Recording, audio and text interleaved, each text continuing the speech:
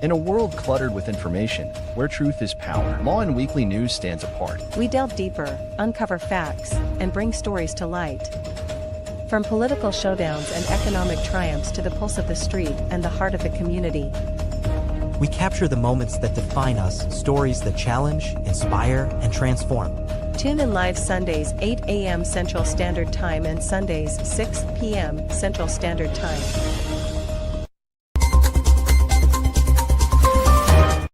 These are Lawin headlines for this week.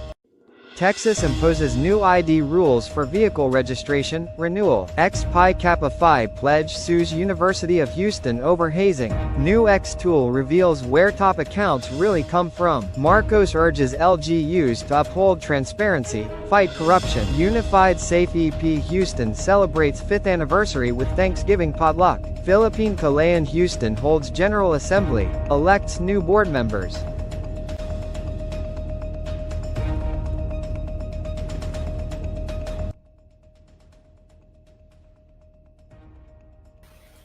Good day.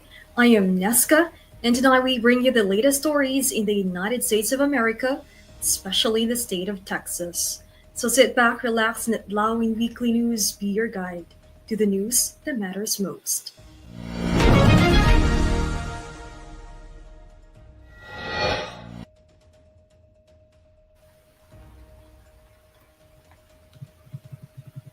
The Texas Department of Motor Vehicles has rolled out new photo ID requirements for all vehicle registrations and renewals. The policy took effect immediately and may impact residents who do not have approved identification. Under the updated rules, anyone registering or renewing a vehicle must show a valid state driver's license, an unexpired U.S. passport, or another approved government issued photo ID. The DMV notified county tax offices of the change on November 18th, followed by licensed vehicle dealers on November 19th. A DMV spokesperson said the requirement is designed to ensure the authenticity of identification documents used in the state's registration process.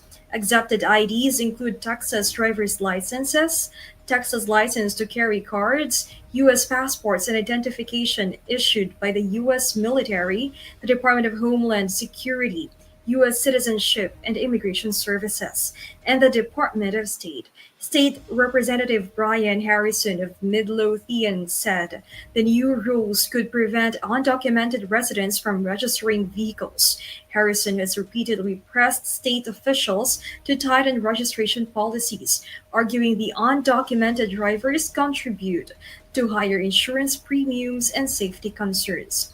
Texas is home to an estimated 1.7 million undocumented immigrants.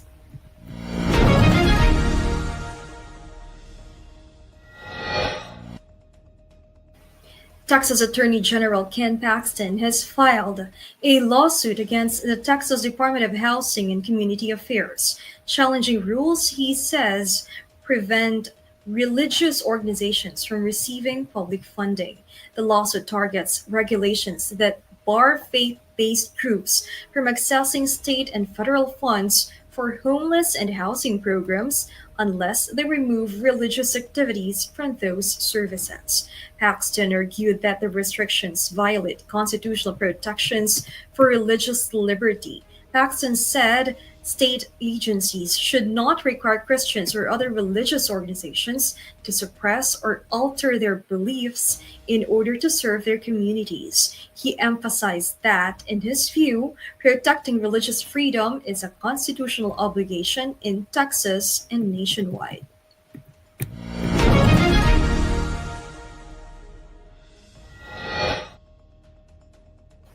Local small businesses are hoping Small Business Saturday will boost sales as they face slower foot traffic and rising costs. At the Hive Pop-Up Collective, owners say they cannot compete with big retail discounts and have seen fewer customers compared to past years. Le Taste French Boutique reports similar challenges, noting that small shops lack the financial cushion larger retailers rely on. Owners say tariffs and supplier uncertainty have added pressure though many continue to absorb extra costs to keep their stores running. Despite the challenges, shop owners remain hopeful and are encouraging residents to support local businesses throughout the holiday season.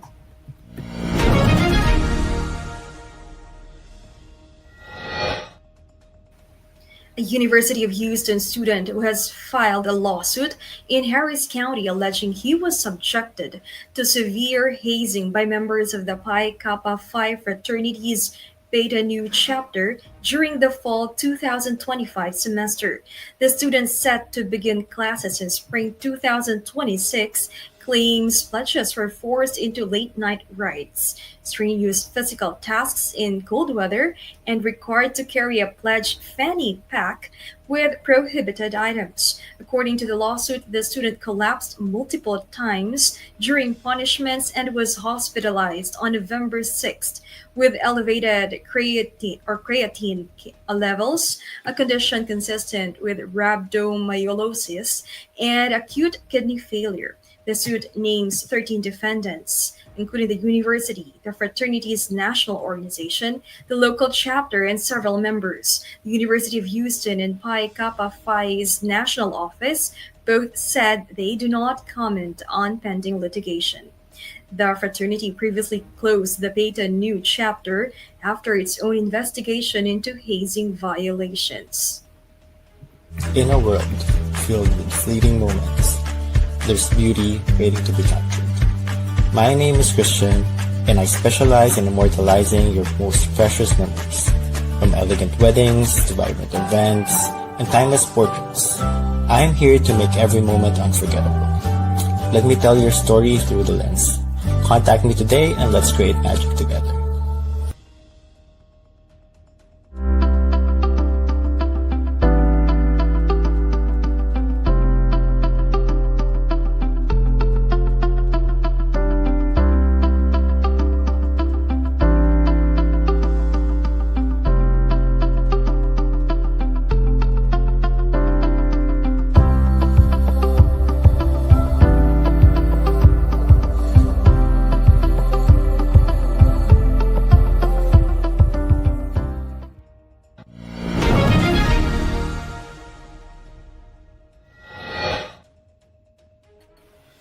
Austin Wildlife Rescue is relocating its animal intake center to a new site at 811 E 13th Street near I 35.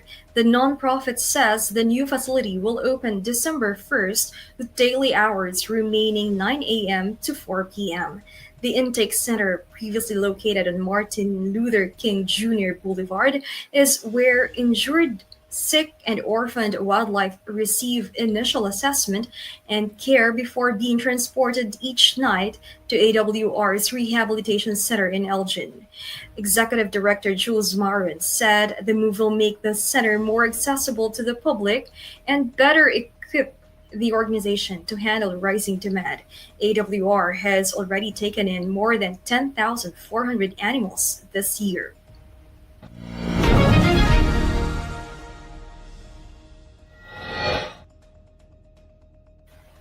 An underground natural gas leak in Dallas's West End Tuesday morning forced road closures and the evacuation of about 300 people.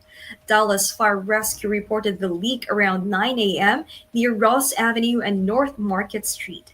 A hazmat team and Atmos Energy crews traced the source to a damaged 6 to 8-inch gas main. Four buildings, two commercial and two residential, were evacuated, and several nearby streets were closed. Atmos Energy has since sealed the line, and repairs are underway. Officials say only the area between North Record Street and Ross Avenue and Corbin Street and North Market Street remains closed while crews continue venting buildings. Evacuations will be lifted once gas levels return to safe levels. Dallas Area Rapid Transit briefly suspended service in the West End during the response.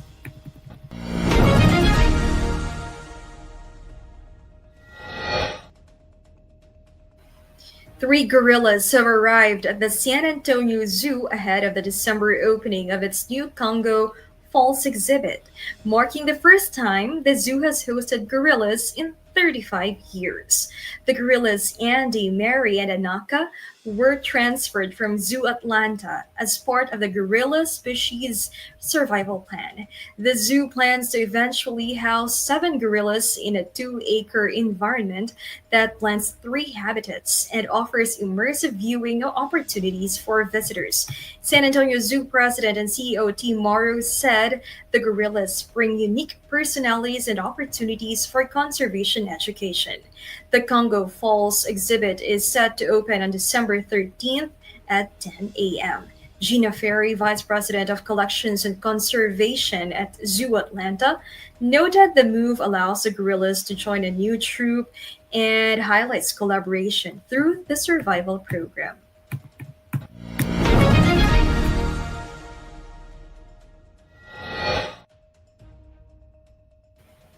Elon Musk's platform X has introduced a new feature showing the geographical locations of user accounts, prompting mixed reactions. The map display links accounts to specific locations, giving users more context when interacting online. Users quickly shared examples of accounts appearing in countries different from what followers expected, sparking questions about how location influences audience perception. Some accounts that portray themselves as local were shown to be based elsewhere, prompting discussions about authenticity and transparency. The update is part of a series of changes aimed at distinguishing X from competitors. Observers say clearer location data could affect user engagement and how audiences evaluate content, while brands see potential benefits for targeted advertising and audience analysis. At the same time, some users express concerns over privacy and accuracy, questioning how X determines locations and whether opting out is possible. The company has not indicated whether adjustments will be made, but is expected to monitor feedback as a rollout continues. Join us for a captivating new series where Lawin sits down with the trailblazers of the music and entertainment world. Discover the stories behind the faces and voices that shape our culture and community. We will bring you exclusive interviews with industry legends and rising stars. Behind the scenes insights and get a peek into the creative processes and personal journeys. Artists and performers and their upcoming shows and events. Stay tuned for more updates and sneak peeks. Follow us on social media and subscribe to our channel. Filing taxes, dealing with tax debt, or facing IRS actions is stressful, but you don't have to go it alone. Call 832-674-0829 or visit www.taxresolutionesq.com.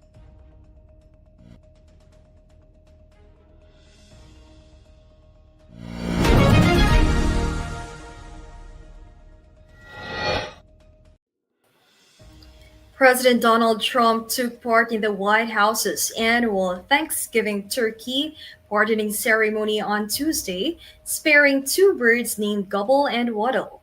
The event was held in the Rose Garden, where the president introduced the turkeys and noted the upcoming holiday, calling them two very lucky birds.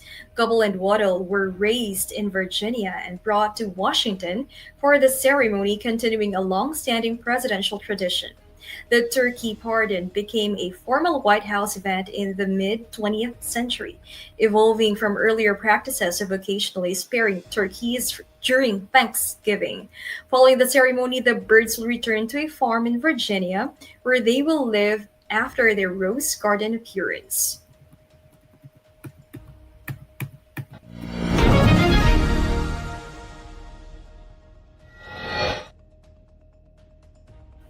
President Ferdinand Marcos Jr. urged local government officials and DILG regional personnel to prioritize transparency and accountability in public projects. Speaking at the Subay Bayani Awards 2025 at the Manila Hotel, Marcos stressed that open governance is key to regaining public trust. He noted that providing citizens access to government processes empowers them to hold officials accountable. The president highlighted highlighted the recently launched DPWH Transparency Portal, which lets the public track public works from procurement to project completion. This year's awards recognized 9 top performing LGUs, 126 exemplary LGUs, and 3 DILG regional offices. Marcus said their achievements show that clear processes and data build public trust and strengthen government service delivery.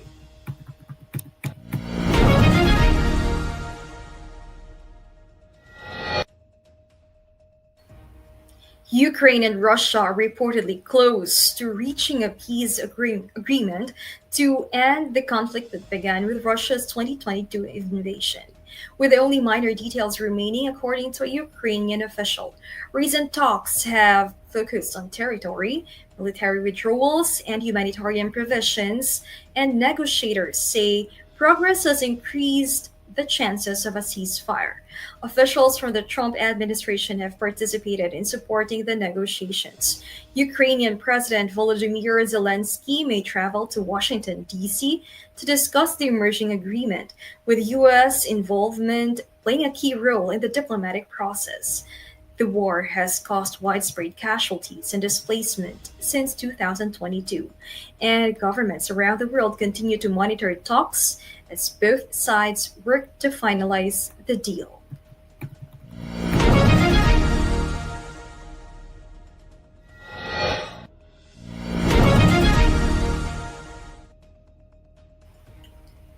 The Houston chapter of Unified Safe EP, a partnership between the United Federation of Filipino American Educators Incorporated, or Unified, and the Society for the Advancement of Filipino Educators and Education Professionals, or SAFE EP, marked its fifth anniversary with a Daisy anniversary and Thanksgiving potluck luncheon on November 22nd at the Woodland Center.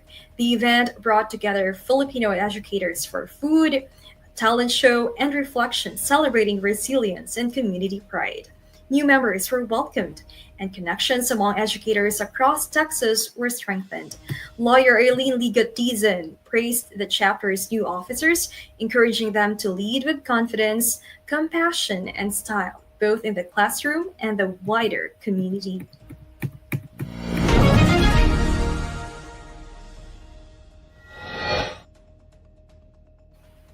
Philippine Kalayaan Houston held its General Assembly on November 22nd at the Philippine Consulate General, bringing together leaders from Filipino community organizations across Greater Houston. Under outgoing Chair Clemente Logroño Jr., the group ratified amended bylaws designed to strengthen governance and improve planning and execution of community activities. The Assembly also elected 6 board members to serve as the PKH Executive Committee for a 2-year term. The newly elected members are Christina Escona, Claudette Rivote, Jonathan Gecomo, Nilion de Malaluan Jr., Salinde Gallegos, and Ana Dakigan. Consul General Gunther Salas congratulated the board and reaffirmed the Philippine independence, or noting its key role in organizing the annual Philippine Independence Day celebrations in Houston. He praised the group for its past successes and expressed confidence in an equally outstanding observance in 2026. For divorce and family law in Texas, Liggett Dizon Law Firm PC will guide you every step of the way. From initial consultation to detailed review of your case and strategic planning, We'll sit with you during negotiations or mediations, and represent you in court. whether it is a family law, estate planning, or immigration, we will be there to guide through the final steps. So, leave your legal matters behind you and embrace your future. You can contact Liggett Dizon Law Firm PC at 346-5454-346 or visit DizonLawFirm.com.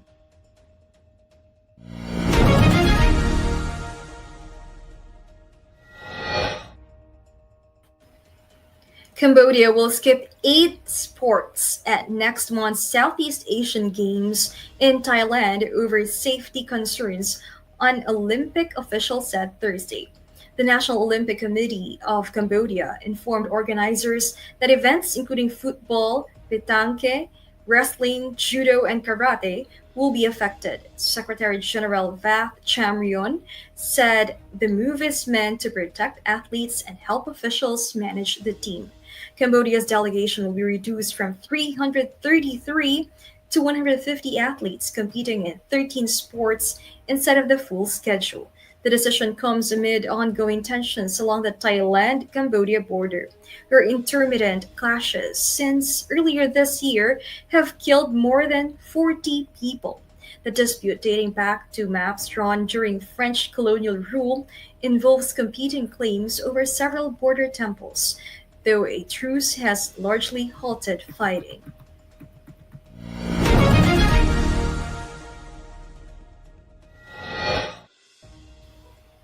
Eliza Solomon has rejoined Alice Filipinas as the national women's volleyball team gears up for the 33rd Southeast Asian Games in Thailand.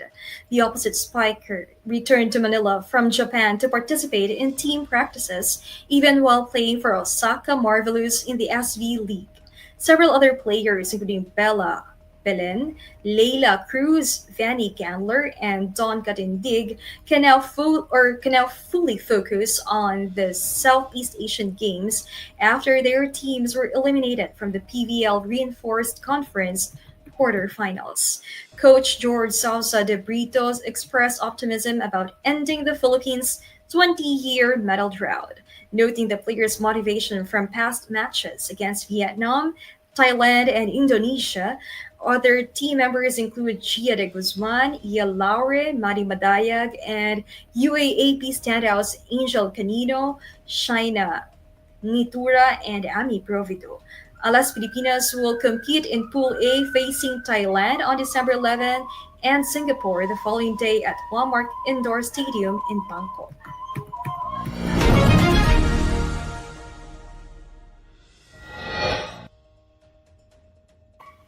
Millie Bobby Brown celebrated the premiere of the final season of Stranger Things with a heartfelt Instagram tribute to the show and its creators Matt Ross Duffer, reflecting on her 8-year journey as Eleven, the telekinetic girl at the heart of the series. Brown shared photos of her younger and current self. She thanked the Duffer brothers for the opportunity and encouraged fans to enjoy Volume 1 of the final season. Since its 2016 debut, the show has followed a group of kids in Hawkins, Indiana, confronting threats from the Upside Down, propelling Brown and her co-stars to international fame. Her performance earned multiple Emmy nominations and launched her film career, including roles in Godzilla and Enola Holmes. At the Los Angeles premiere, Brown and co-star David Harbour appeared together, easing rumors of on-set tension. Off-screen, Brown and her husband Jake Wongyovi welcomed their first child via adoption in August.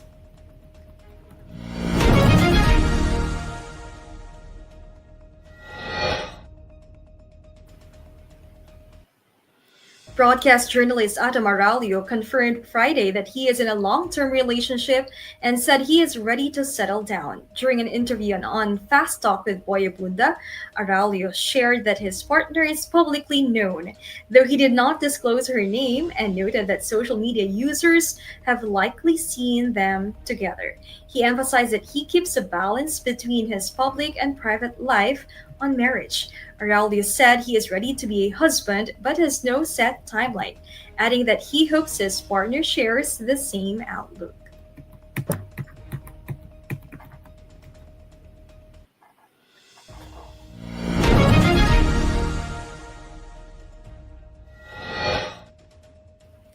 As we brace ourselves for the upcoming weather changes, let's dive into what you can expect day by day.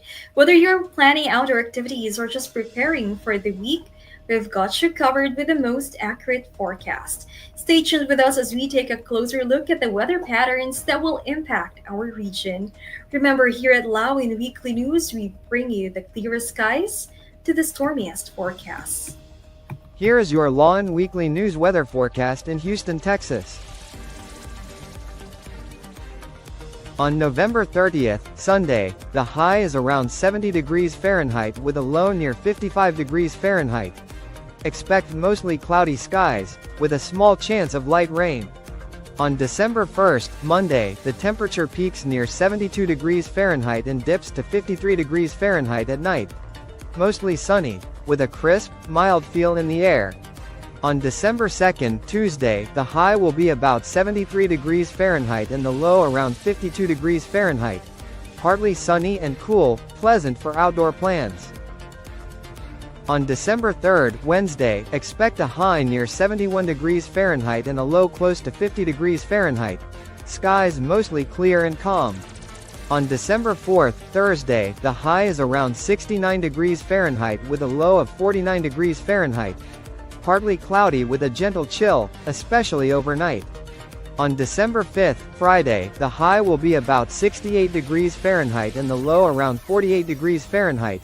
Mostly sunny with some clouds, cool but comfortable. On December 6th, Saturday, the temperature peaks near 70 degrees Fahrenheit and dips to 50 degrees Fahrenheit. Expect sunny to partly cloudy skies. A nice early December day.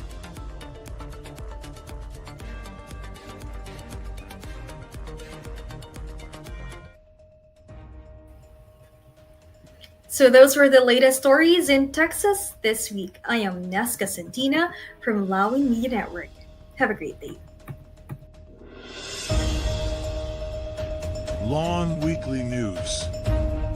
Tune in live Sundays 8 a.m. Central Standard Time and Sundays 6 p.m. Central Standard Time. Lawin Weekly News.